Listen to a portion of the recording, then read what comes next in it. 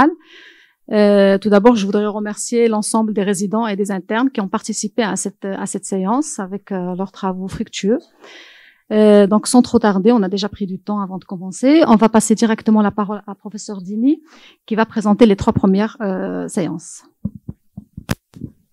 Bonjour tout le monde.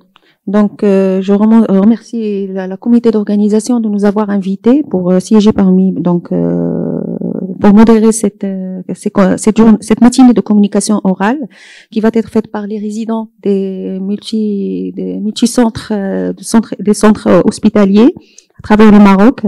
Et on va commencer tout de suite par la communication de du docteur Nasseri par les complications cardiaques de bêta-thalassémie majeure du service de pédiatrie du CHU Mohamed VI de Oujda.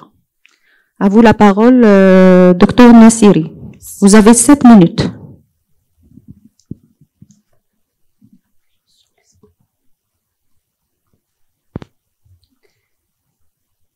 Chers maîtres, chère assistance, permettez-moi de vous présenter mon résumé de mon sujet, les complications cardiaques de la bêta-thalassémie majeure. Pour cela, on va adopter le plan classique.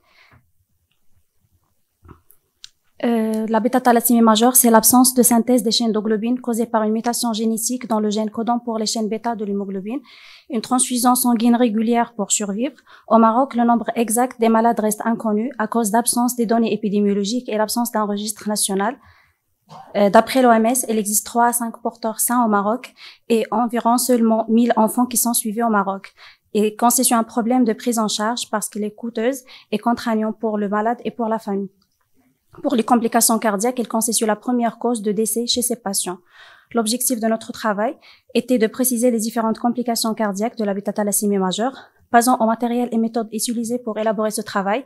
Il s'agit d'une étude transversale descriptive et analytique à l'unité d'hématologie oncologie pédiatrique au CHU Mohamed VI d'Oujda allant de 2014 au 2022. Une fiche d'exploitation a été établie pour 18 enfants et rapportée sur Excel. Passons aux résultats. Pour les données épidémiologiques, l'âge de nos patients a été varié entre 3 mois et 5 ans et l'âge actuel, dans 67%, c'était entre 5 et 10 ans. Pour le sexe, dans notre série, les 2 sexes sont touchés, mais avec une légère prédominance féminine.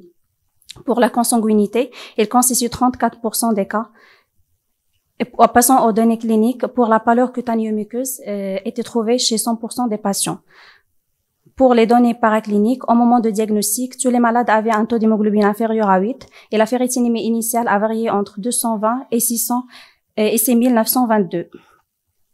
Pour le traitement, il consiste sur la transfusion sanguine toutes les 2 à 4 semaines et la chélateur de fer, dont la déferrazirox est la molécule de choix. Pour les complications cardiaques, dans notre étude, les complications cardiaques ont été retrouvées chez 2 patients, soit 11%, grâce à professeur Babakhoya. Pour le premier cas, c'était une fille âgée de 14 ans, suivie depuis l'âge de 3 ans, ayant développé l'atteinte cardiaque après 4 ans d'évolution. La découverte à l'ETT dans le cadre de sa surveillance, de surveillance de sa pathologie, d'une légère dilatation de la fonction diastolique.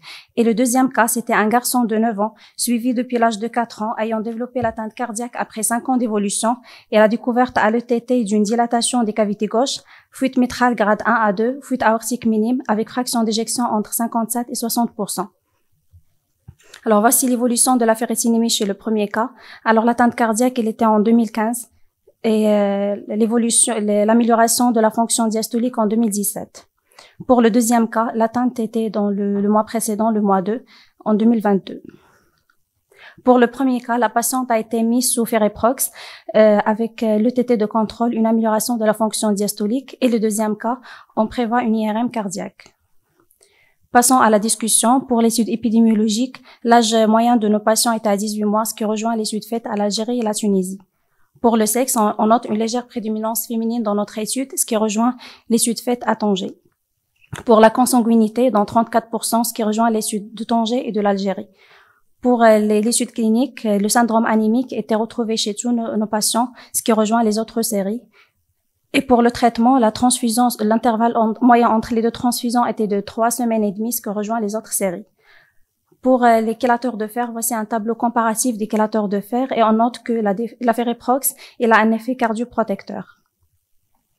Pour les complications cardiaques, ils rendent compte au moins 70% de décès dans le thalassémie majeure. L'hémochromatose a pour conséquence une dilatation cavitaire, un épaississement des parois ventriculaires, une altération de la relaxation ventriculaire gauche, et plus tardivement, il peut entraîner des troubles de compliance, un dysfonctionnement systolique ventriculaire gauche et des complications rythmiques et conductives. Pour les complications cardiaques, dans notre série était à 11%, ce qui rejoint l'étude faite à la Tunisie et en France. La particularité essentielle de l'insuffisance cardiaque associée à la surcharge martiale est la capacité de la récupération complète de la fonction cardiaque avec un traitement chélateur approprié. Alors, le traitement de choix, c'est l'association des deux, mais par manque de traitement, dans notre étude, les deux patients ont reçu un seul chélateur de fer.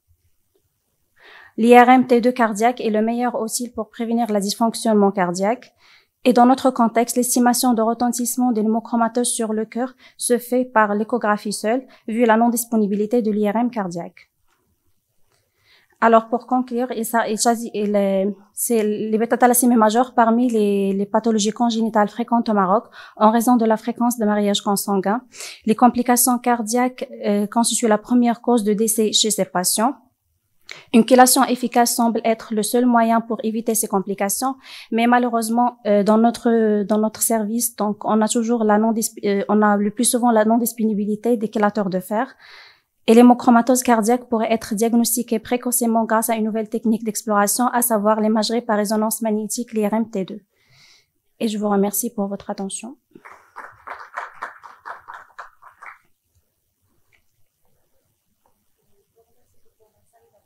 Le temps. Et donc, on va laisser les questions à la fin des trois premières communications. Et tout de suite, je passe